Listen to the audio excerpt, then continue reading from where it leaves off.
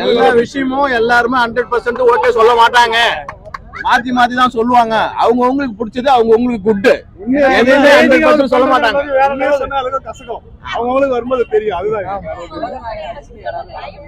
Sir, சான்ஸே கிடையாது. உலகத்துக்கே ஒரே நாயகன் உலக நாயகன் தான்.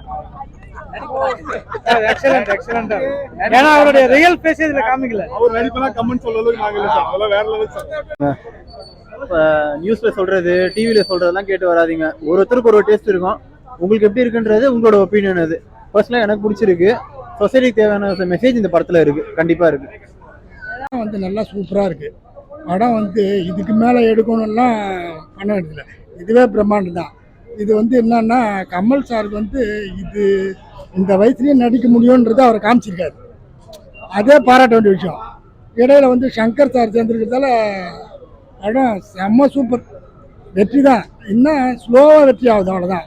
ஜனங்களுக்கு போக தான் தெரியுது. இது வந்து சரியாக ஓடலாம் சொல்கிறதுக்கு ஒன்றும் இல்லை, late pickup that sir. Okay, படம் அருமையாக இருக்குங்க. அது சொன்னதான் கமல் வந்து பெஸ்ட் ஆக்டிங்கில் ஒரு இது இன்னொரு மைல் கல்லுன்னு தான் சொல்லணும் அந்த படத்தை.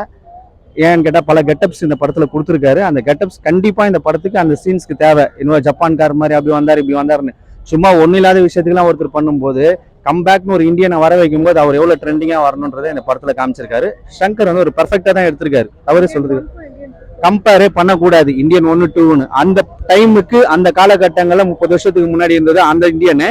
இன்னைக்கு இவ்வளோ நவநகரிக காலத்தில் வந்துட்ட பிறகு இனி இருக்கிற இந்தியன் இப்படி தான் காமிச்சாகணும். இன்னும் அதே மாதிரி பழைய தாத்தாவை காமிச்சாகன்னு சொன்னால் அது இருக்காது ட்ரெண்டிங். ஆமா, அவர் வந்து எல்லாத்தையுமே அவர் தான் சொல்லிட்டு இருப்பாருங்க. அதெல்லாம் வந்து ஒருத்தர் உழைப்பை வந்து சிம்பிளா வேணா சொல்லிட்டு போயினே இருக்கலாம். உட்காந்து இடத்துல ஒரு மைக்கு கட்சின்னு சொல்லிட்டு போயிடலாம்.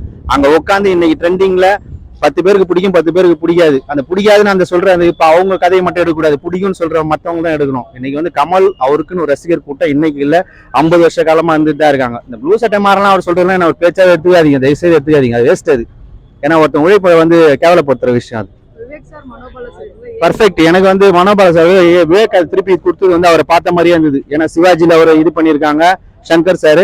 இந்த படத்துல அதை கொடுத்துருக்கிறது வந்து இருக்கு. ஒரு சில இடத்துல மட்டும் தான் ஒரு அப்படி தெரியுது அந்த இதுல. மற்றபடி வந்து அவர் அப்படியே உயிரோட்டமா படம் ஃபுல்லா வர மாதிரி இருக்கு.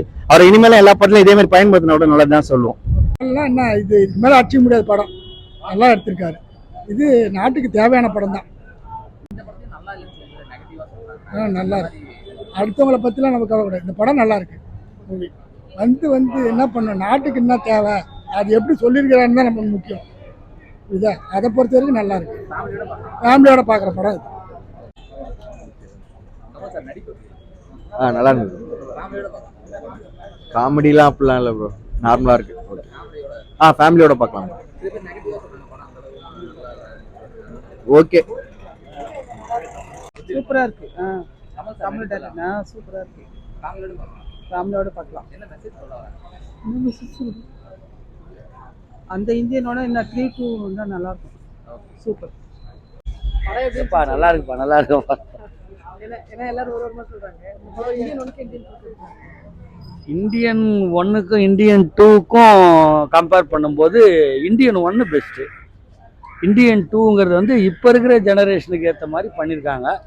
பட் அது ஒரு சிலருக்கு பிடிக்குது, ஒரு சிலருக்கு பிடிக்கல. என்னை பொறுத்த வரைக்கும் பிடிச்சிருக்கு. அதில் எதுவுமே எப்போவுமே குறை சொல்ல முடியாது. சங்கர்னாலே பிரம்மாண்டம் தானே. கமல், சித்தார்த், விவேக் சார்லாம் ஏஐ மூலமா வந்திருக்காங்க. எப்படி பண்ணியிருக்காங்க? எல்லாருமே அவங்கவுங்க ரோல் கொடுத்த ரோலில் நல்லா பண்ணியிருக்காங்கம்மா. கிராஃபிக்ஸ் மாதிரி இருக்கா விவேக் சார் வரதா? அப்படி ஒன்றும் டிஃப்ரெண்ட் தெரியல. கிராஃபிக்ஸ்னு சொல்கிற அளவுக்கு அந்த அளவுக்கு டிஃப்ரெண்ட் எதுவும் இல்லை. பார்க்கலாம், ஒரு முறை பார்க்கலாம்.